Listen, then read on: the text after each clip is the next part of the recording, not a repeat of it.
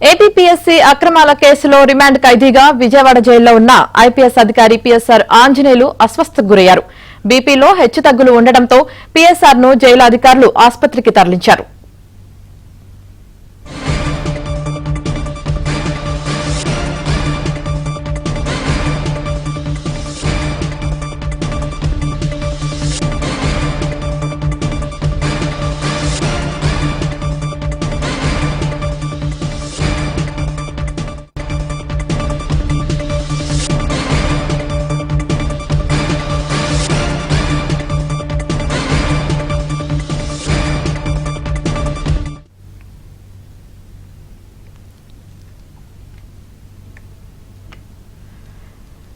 AP liquor scam కేసులో నిందితుల custody కొనసాగుతుంది. ఇవాళ రెండో రోజు నిందితులను సిట్ అధికారులు కస్టడీలోకి తీసుకున్నారు.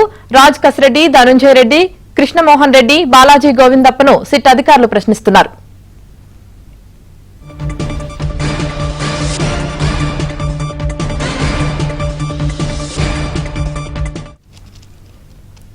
ఇక ఓవరాల్ గా ఇదే అంశానికి సంబంధించి పూర్తి సమాచారం మా ప్రతినిధి ప్రసాద్ అందిస్తారు. ప్రసాద్, యామిని మద్యం కుంభకోణానికి సంబంధించి సిట్ అధికారులు దర్యాప్తును ముమ్మరం చేశారు. ప్రధానంగా ఈ కేసులో ఇప్పటివరకు మొత్తం 7 అరెస్ట్ చేయగా అందులో కేసిరెడ్డి రాజశేఖర రెడ్డి కీలక సూత్రధారి పాత్రధారిని మొదటి నుంచి కూడా చెప్తున్నారు. ఇప్పుడు ఎంతమందిని విచారించడం అన్ని వేళ్లు అతని వైపే చూపిస్తా ఉన్నాయి. ఈ నేపథ్యంలో ఆ జగన్మోహన్ రెడ్డికి అత్యంత సన్నిహితంగా ఉంటూ గత 5 ఏళ్లలో సీఎంఓలు చక్రం తిప్పిన ధనుంజయ రెడ్డి, అలాగే ఓఎస్డీగా పనిచేసిన కృష్ణమోహన్ రెడ్డితో పాటు ఆ బాలాజీ గోవిందప్ప ఆ జగన్మోహన్ రెడ్డి కుటుంబానికి అత్యంత సన్నిహితులే కాకుండా భారతీయ సిమెంట్స్ లో డైరెక్ట్ గా కొనసాగుతూ ఆర్థిక లావాదేవీలు కూడా చూస్తూ వస్తున్న పరిస్థితి. ఈ నేపథ్యంలో ఇటువంటి కీలకమైన ముగ్గురు అధికారులు కూడా అరెస్ట్ చేయడం ఇప్పుడు సంచలనంగా మారింది. ఈ నేపథ్యంలో నిన్న ఈ రోజు కూడా నలుగురిని కస్టడీకి ఇస్తూ కోర్టు ఆదేశాలు జారీ చేసింది. ఇటీవల వారం రోజుల పాటు కస్టడీ ఇవ్వాలని కోరుతూ పిటిషన్ దాఖలు చేసినప్పుడు కూడా విచారించిన ఏసీబీ కోర్టు 2 రోజులు నిన్న ఈ రోజు నలుగురిని కూడా ఏకకాలంలో కస్టడీలోకి తీసుకుని విచారించేందుకు అనుమతించింది. నిన్న ఉదయం 8 గంటల నుంచి అదుపులో తీసుకుని ప్రభుత్వ ఆసుపత్రిలో వైద్య పరీక్షల తర్వాత సిట్ కార్యాలయంలో వారిని విచారించారు. రాత్రి 6 గంటల వరకు కూడా విచారణ తర్వాత జైల్లో ఉంచారు.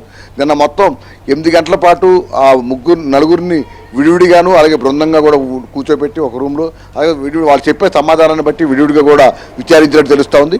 అయితే ఇందులో ప్రధానంగా అనేక ప్రశ్నలు వివిధ రూపాల్లో వారిని పదే అడిగినప్పుడు కొన్నింటికి సమాధానాలు చెప్పకుండా దాటవేసినట్టు కూడా తెలుస్తూ ఉంది. ఎందుకంటే ప్రధానంగా మద్యం రూపకల్పన దగ్గర నుంచి కూడా మొత్తం వ్యవహారం నడిపించడంలో కేసిరెడ్డి రాజశేఖర రెడ్డి పాత్ర ప్రధానమైంది. అయితే అతనికి అన్ని విధాల అండగా దండగా ఉంటూ సీఎంఓ నుంచి తగిన ఆదేశాలు ఎప్పటికప్పుడు ఇస్తూ, అంటే కేసిరెడ్డి రాజశేఖర రెడ్డి ఏది చెప్తే అది వెంటనే ధనుంజయ రెడ్డి ఆ కింద ఉన్న ఆ శాఖ అధికారులకు కావచ్చు, సిబ్బందికి కావచ్చు, చుట్టుపక్కల ఎవరికైనా కూడా మొత్తం వెంటనే ఆదేశాలు జారీ చేసే విధంగా, అదేగా వాళ్ళు ఎవరైతే ఈ డిస్టిలరీ కంపెనీకి అనుమతులు కావచ్చు, అదేవిధంగా ప్రతి నెలవారీ మామూలు వసూలు చేసుకునేందుకు ఎవరైతే నమ్మకమైన అధికారులు ఉంటారో వారిని తమ ఏరుకోరి ఎవరినైతే కేసిరెడ్డి రాజశేఖర రెడ్డి పేర్లు సూచిస్తారో వారిని వెంటనే అక్కడ నియమించే విధంగా ధనుంజయ రెడ్డి చక్రం తిప్పినట్టు కూడా ఇప్పటికే సిట్ అధికారులు గుర్తించారు.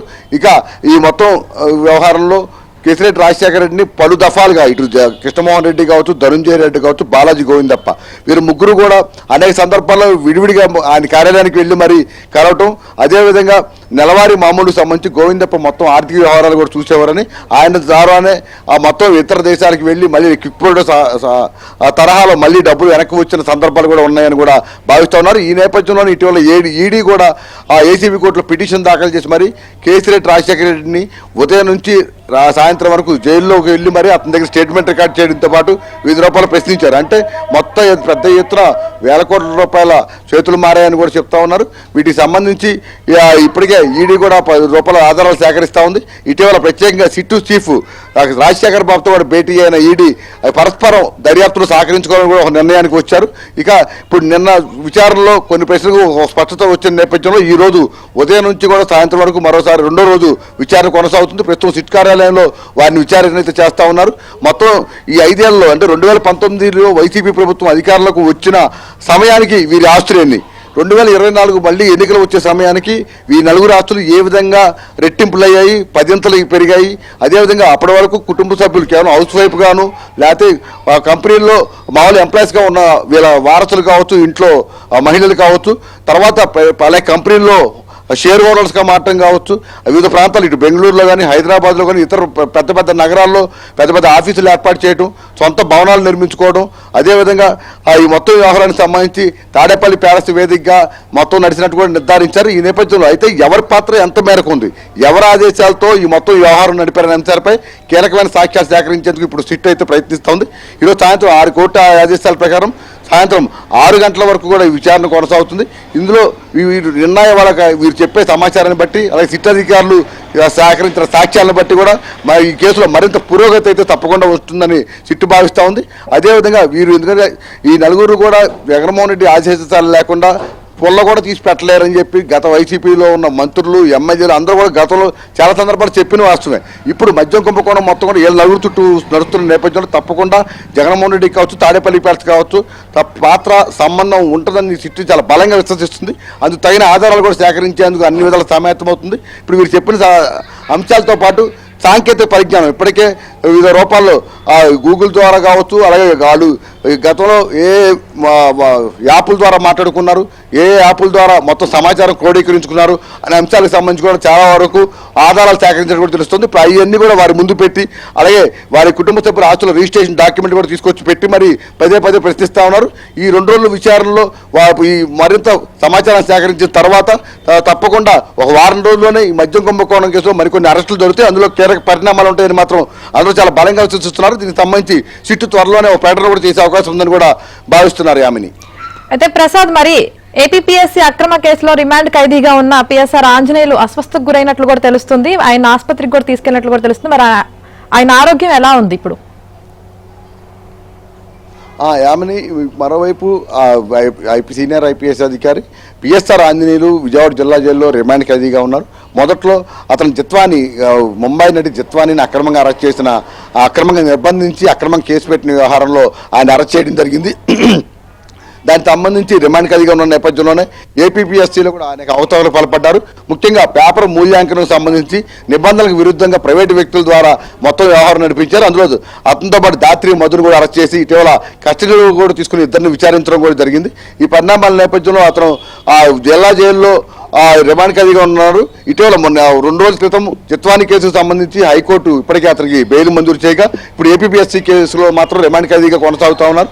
అయితే ఇటీవల కాలంలో అతనికి బీపీలో హెచ్చుతగ్గులు రావడం, వయసు రీత్యా కూడా కొంత ఆయన ఇబ్బంది పడుతున్నారని కూడా జైలు అధికారులు చెప్తా ఉన్నారు. గత వారం రోజుల క్రితమే ఒకసారి ప్రభుత్వ ఆసుపత్రిలో వైద్య పరీక్షలు నిర్వహించారు. మళ్ళీ ఈ రోజు అదేవిధంగా గతంలో ఏదైతే ఇబ్బంది పడ్డారో అదేవిధంగా బీపీలో హెచ్చుతగ్గులు వచ్చిన నేపథ్యంలో కొద్దిసేపటి క్రితం జిల్లా జైలు అధికారులు జైలు నుంచి విజయవాడ ప్రభుత్వ ఆసుపత్రికి తరలించారు. ప్రస్తుతం అక్కడ వైద్య చికిత్సలు అందిస్తున్నారు. మళ్ళీ మధ్యాహ్నం కానీ సాయంత్రం వరకు అని వైద్యుల పర్యవేక్షణలో ఉంచి ఆ తర్వాత అవసరమైన మందులు ఇతర చికిత్స కూడా అందించిన తర్వాత సాయంత్రానికి మళ్ళీ జిల్లా జైలుకి తరలిస్తారని కూడా జిల్లా జైలు అధికారులు చెప్తున్నారు.